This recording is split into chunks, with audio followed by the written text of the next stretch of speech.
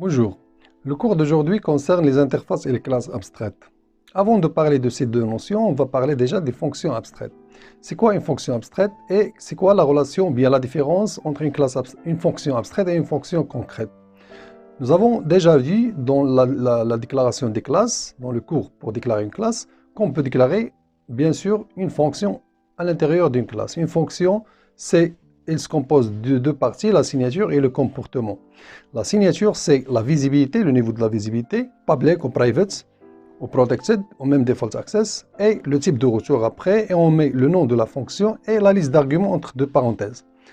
Ça, c'est la signature. Et après, on ouvre l'accolade pour déclarer ou bien pour écrire le comportement de cette fonction. Même, c'est le comportement juste d'afficher un message bonjour à tout le monde. Ça, c'est le comportement d'une fonction simple. Ça, c'est une fonction concrète. Et une fonction abstraite, c'est une fonction qui ne contient que la première partie, qui est la signature de la fonction. Pour déclarer une fonction abstraite, on n'a que deux façons pour le faire. Soit on la met à l'intérieur d'une interface, soit on la met à l'intérieur d'une classe abstraite. Mais c'est quoi la différence entre les deux? C'est ce qu'on va voir dans ce cours.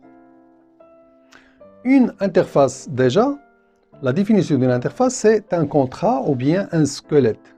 C'est quoi déjà un squelette? Un squelette, c'est pour définir juste le squelette d'une classe. Qu'est-ce qu'il fait cette classe sans écrire le comportement? On va voir l'utilité tout à l'heure dans la partie pratique. On va simuler un exemple, mais ça, c'est juste la définition. Et ça, la première utilisation d'une interface, c'est le fait de déclarer le squelette d'une classe. On a une deuxième utilisation des interfaces qui peut remplacer les classes au niveau de l'héritage. On a vu que pour faire une relation de l'héritage, il faut qu'on peut exprimer clairement l'expression is ou bien est un. On a vu l'exemple de l'autre fois. Un camion est un véhicule, ou bien une moto est un véhicule, ou bien une voiture est un véhicule. Est un, is a. Donc si on a cette relation, on peut dire qu'on peut unifier plusieurs classes qui sont moto, voiture, camion. On peut les unifier au sein d'une même classe mère qui est véhicule et on peut hériter les attributs et les fonctions à partir de ces classes filles. Mais si on veut unifier plusieurs classes qui ne sont pas du même genre, qui sont hétérogènes si vous voulez. Si on a par exemple ordinateur et on a étudiant et on a classe. Et tous ces objets, on doit les unifier pour par exemple les enregistrer au niveau de la base de données. Pour écrire une fonction qui peut enregistrer tous les objets à la fois à la base de données. Là, on peut utiliser une interface. Ça c'est le deuxième rôle des interfaces qu'on appelle le balisage.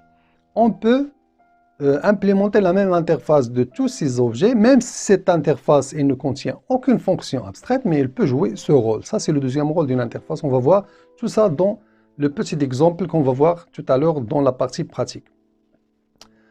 Pour une interface, il y a bien sûr toujours des particularités pour chaque chose au niveau de Java. Une interface, elle peut hériter d'une ou plusieurs interfaces. C'est le seul cas là où on a l'héritage multiple au niveau de Java. Au niveau des classes, on ne peut pas faire une classe qui hérite de plusieurs classes, mais on ne peut hériter que d'une seule classe. Par contre, les interfaces, une interface, il peut hériter de plusieurs interfaces. Mais bien sûr, la relation entre une interface et une classe, il implémente une interface, ça veut dire qu'il redéfinit les fonctions qui sont déjà déclarées en tant qu'abstraites au niveau d'une interface. Lorsqu'on implémente cette interface depuis une classe, on est obligé de définir ou bien de redéfinir les fonctions déclarées abstraites. Ça, c'est la relation entre les interfaces entre elles et entre les interfaces et les classes. Maintenant, quand est-ce qu'on utilise une classe abstraite? Une classe abstraite, elle est créée juste pour qu'elle soit héritée. On ne peut jamais créer une instance d'une classe abstraite. Elle n'est pas là pour être utilisée en tant que des objets. Elle ne peut pas donner naissance à plusieurs objets, ce qu'on appelle l'instanciation, mais on ne peut que hériter d'une classe abstraite. Donc, c'est quoi la différence? La différence entre une classe abstraite et une interface, c'est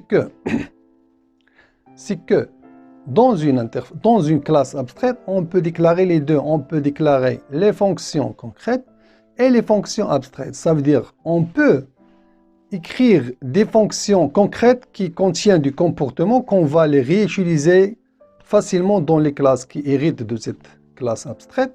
Et aussi, on peut imposer à la classe qui hérite, on peut l'imposer des fonctions avec juste la déclaration de signature et on peut l'imposer de redéfinir ces fonctions avec la même signature. Ça, c'est la différence entre une interface et une classe abstraite. Une interface, il ne peut contenir que des fonctions abstraites, alors qu'une classe abstraite, il peut contenir les deux, les fonctions abstraites et les fonctions concrètes. Ça, c'est pour avant de JavaWiz. Avec l'arrivée de JavaWiz, on a ce qu'on appelle Functional Interfaces, les interfaces fonctionnelles. Une interface fonctionnelle, on ne peut dire qu'une interface elle est fonctionnelle, sauf si elle ne contient qu'une seule fonction abstraite. Et elle doit être précédée par la notation functional, le nom de l'interface, bien sûr. Et il y a une particularité pour les fonctions, pour les interfaces fonctionnelles. On peut déclarer une fonction avec du comportement si et seulement si cette fonction elle fait partie de la classe Objects. On sait bien les fonctions qui font partie de la classe Objects, on les a vues dans le cours de l'héritage. On a Notify, Notify All, on a Clone et on a d'autres fonctions. Si on a toString par exemple, si cette fonction elle fait partie de la classe Objects, on peut la redéfinir au niveau d'une interface avec du comportement. Ça, c'est le seul cas où on peut écrire du comportement au niveau d'une interface. Voilà, ça, c'est le sujet du cours d'aujourd'hui. On va voir tout ça à travers un petit exemple pratique. Allons-y. Voilà, on commence un exemple qui va vous montrer quand est-ce qu'on utilise les classes abstraites et les interfaces. Pour faire ça, on va créer un package, par exemple, qui s'appelle modèle, qui va contenir les classes de métier. Supposons qu'on est en train de gérer ou bien de créer une application qui gère une école. Voilà, donc là, on va créer une classe, par exemple, étudiant. On ne va pas créer des attributs, on ne s'intéresse pas pour ce projet. Supposons qu'on a deux développeurs qui s'occupent de développer cette application. On va simuler ça juste en créant des packages. Ça ne se fait pas, mais juste pour vous montrer qu'il y en a deux développeurs. On va créer un package développeur 1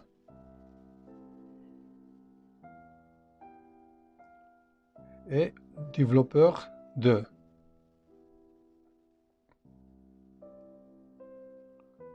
Voilà.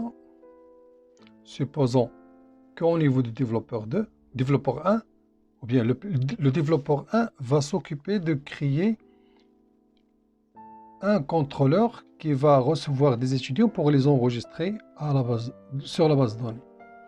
Du coup, ce développeur 1 va créer un contrôleur qui va recevoir des opérations, bien des opérations à faire au niveau de la base de données concernant les étudiants. Soit pour afficher les étudiants, soit pour enregistrer un étudiant, soit pour le modifier, et ainsi de suite. Pour faire ça, on a besoin d'une classe qui va faire ça au niveau de étudiant. On va l'appeler par exemple DAO étudiant, qui va s'occuper d'enregistrer un étudiant au niveau de la base de données, de chercher tous les étudiants au niveau de la base de données ou de le modifier. Mais le développeur 1, supposons qu'il a d'autres tâches ou bien qu'il s'occupe juste du contrôleur. Ça veut dire qu'il reçoit l'opération et il l'envoie à une classe qui fait ça. Supposons que c'est le développeur 2 qui va s'occuper de cette tâche, de créer cette classe qui va gérer, alors que le développeur 1 il a besoin de commencer de l'utiliser.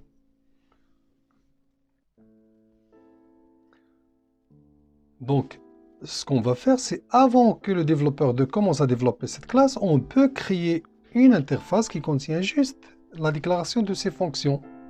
On va l'appeler i-étudiant DAO. Ça veut dire interface étudiant DAO. DAO, c'est Data Access Object.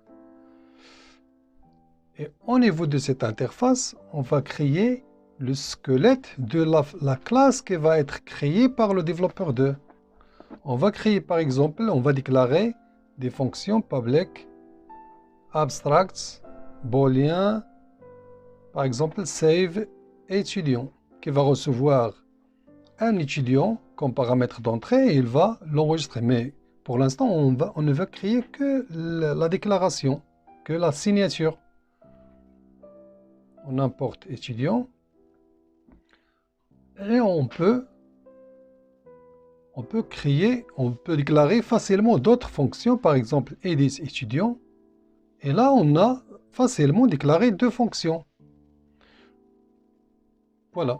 Et là, le développeur 1, au niveau de son contrôleur, il peut déclarer une référence à partir de cette référence qui contient déjà la déclaration des différentes fonctions et il peut commencer à les utiliser ou bien déclarer déjà le code sans même créer le comportement de ces fonctions. Il peut quand même commencer à écrire le code. Là, elle va déclarer un étudiant. On va simuler, c'est comme si elle l'a reçu depuis l'utilisateur de l'application. Et il peut appeler la fonction, par exemple, save étudiant. Il peut lui passer le paramètre étudiant 1. Ce n'est pas exécutable, mais on peut quand même écrire le code. On peut créer des tests unitaires. Et voilà, donc il peut travailler quand même, le développeur 1. Sachant bien qu'on n'a pas encore créé le comportement de ces fonctions. Et ça, c'est une tâche déléguée au développeur 2, ce n'est pas au développeur 1.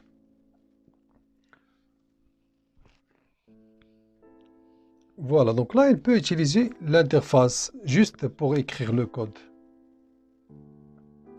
Même si avant que le développeur 2 commence de la développer ou bien de déclarer le comportement. Donc, supposons que le développeur 2, maintenant, il travaille en parallèle avec le développeur 1. Il peut créer une classe qui s'appelle étudiant DAO. C'est la vraie classe qui va contenir le comportement de ces fonctions. Et qu'est-ce qu'il va faire? Bien sûr, il va juste implémenter l'interface étudiant DAO qui a été déjà utilisée par le développeur 1. Et l'IDE automatiquement va lui imposer de créer les mêmes fonctions utilisées par développeur 2. Plutôt par développeur 1.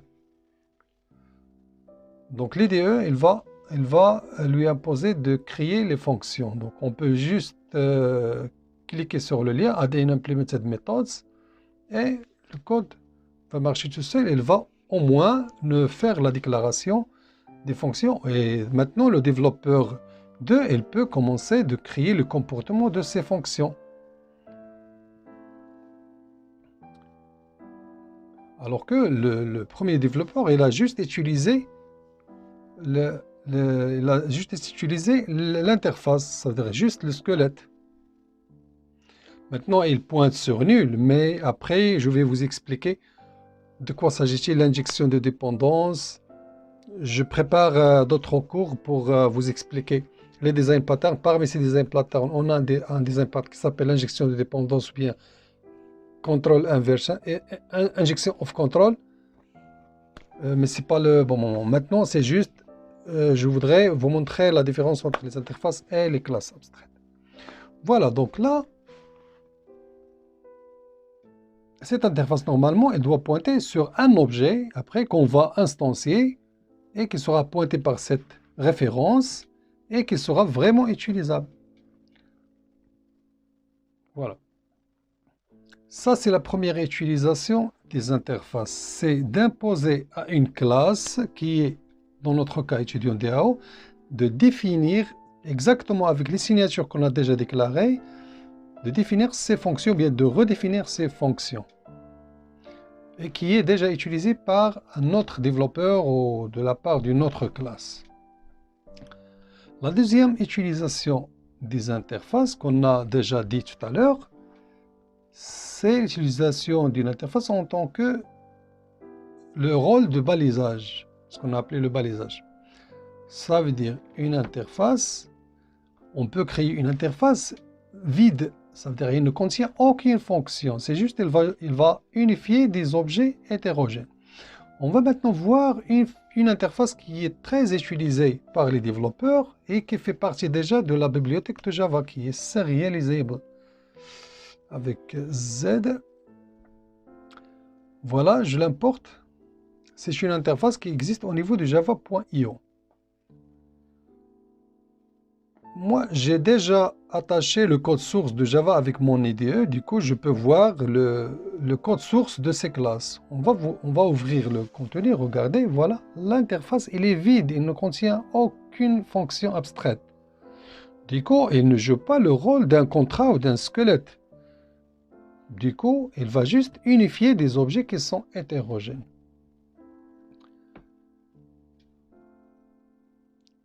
Ou bien ce qu'on a appelé le balisage. Si on a par exemple plusieurs objets, dans notre cas, on a étudiant, supposons qu'on a d'autres classes, ordinateur par exemple, étudiant et ordinateur, on n'a pas de classe qui peut unifier les deux en tant qu'héritage. Du coup, ce qu'on va faire, c'est juste, on va implémenter cette interface qui est serializable. Du coup, maintenant, ce qu'on va faire, on va faire ça, on va supprimer déjà cette instruction et on va l'implémenter de la part de étudiant, implements serializable. Je l'importe et pareil pour la classe ordinateur. Maintenant, les deux classes, elles implémentent la même interface. C'est presque l'héritage, mais d'une manière contournée. Donc, au niveau de main, au niveau de notre contrôleur, supposons qu'on a une fonction maintenant qu'on veut créer qui va s'occuper des différents objets venant d'étudiants et d'ordinateurs pour les enregistrer au niveau de la base de données. Si on a par exemple save objects, maintenant on peut écrire comme paramètre d'entrée serializable object. Du coup, cette référence object, elle peut pointer sur des objets ordinateurs et des objets étudiants. Voilà, on va maintenant la fonction, supposons qu'il va appeler un autre contrôleur, parce qu'à partir d'un contrôleur, on ne peut pas accéder directement à la base de données, mais on peut appeler un contrôleur qui appelle un service, qui appelle un DAO, et ainsi de suite. On ne va pas entrer dans les détails, mais supposons que cette fonction, elle va appeler un autre contrôleur. Et elle va déjà recevoir des objets qui va les pointer par object, qui est une référence de serializable. Donc là, regardez, on peut passer comme paramètre d'entrée un étudiant. Comme je peux créer un ordinateur et on peut le passer en tant que paramètre d'entrée à la même fonction qui traite déjà les étudiants. Regardez. Maintenant, la même fonction, elle traite les étudiants et les ordinateurs. Et comment, sachant bien qu'on n'a pas de l'héritage entre les deux fonctions. Si on a par exemple le cas de étudiant par rapport à professeur, on peut créer personne et on peut créer une référence à partir de personne qui pointe sur étudiant et sur professeur. Mais là, on a ordinateur et on a étudiant. On n'a pas de l'héritage. Donc, on a implémenté la même interface par les deux classes qui va unifier les deux. Et ça, c'est une règle déjà du polymorphisme. Une référence qui vient d'une interface implémentée par plusieurs classes, elle peut pointer sur les objets venant de ces classes-là. On a étudiant et l'implément serializable et ordinateur implément serializable. Du coup, une référence object qui vient de serializable, elle peut pointer sur l'objet ordinateur 1 qui vient de la classe ordinateur, comme elle peut pointer sur l'objet étudiant 1 qui vient de la classe étudiant qui implémente serializable. Ça, c'est le deuxième rôle des interfaces. Maintenant, pour les classes abstraites, supposons qu'on veut imposer à toutes les classes de modèle d'avoir une fonction qui s'appelle GeneratePrimary. On va créer là une classe abstraite qu'on va l'appeler AbstractObject. Et au niveau de cette classe abstraite, on va déclarer une fonction abstraite public void GeneratePrimary.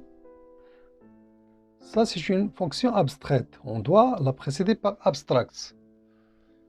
Et dans ce cas-là, la classe doit être abstract pour qu'elle accepte d'avoir une fonction abstraite. Et cette classe, une fois qu'on l'hérite, elle va imposer à les classes qui l'héritent de redéfinir cette fonction qui s'appelle GeneratePrimary Primary. Au niveau de étudiant, on va implémenter on va plutôt hériter de cette classe, XSAbstracts. On ne peut pas la mettre après l'implémentation, mais on est obligé de mettre l'héritage avant l'implémentation. Donc là, on va définir la fonction GeneratePrimary. Et aussi au niveau de ordinateur, si on hérite d'AbstractObject, elle va nous imposer de redéfinir la fonction GeneratePrimary. Maintenant, elle joue juste le rôle d'une interface. Elle nous impose de créer une fonction bien définie qui s'appelle GeneratePrimary.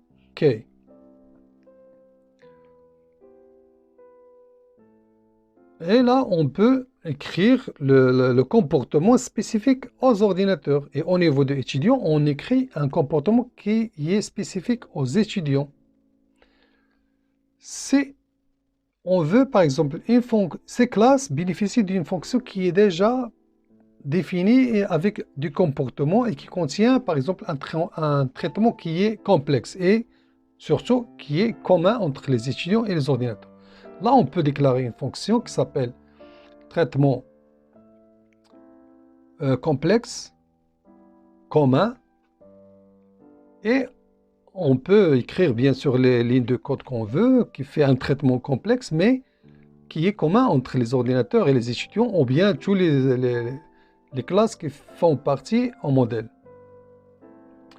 Donc au niveau du contrôleur, à partir de ces objets-là, ordinateur 1, on peut facilement utiliser la classe héritée, sans la redéfinir bien sûr, parce qu'elle est concrète.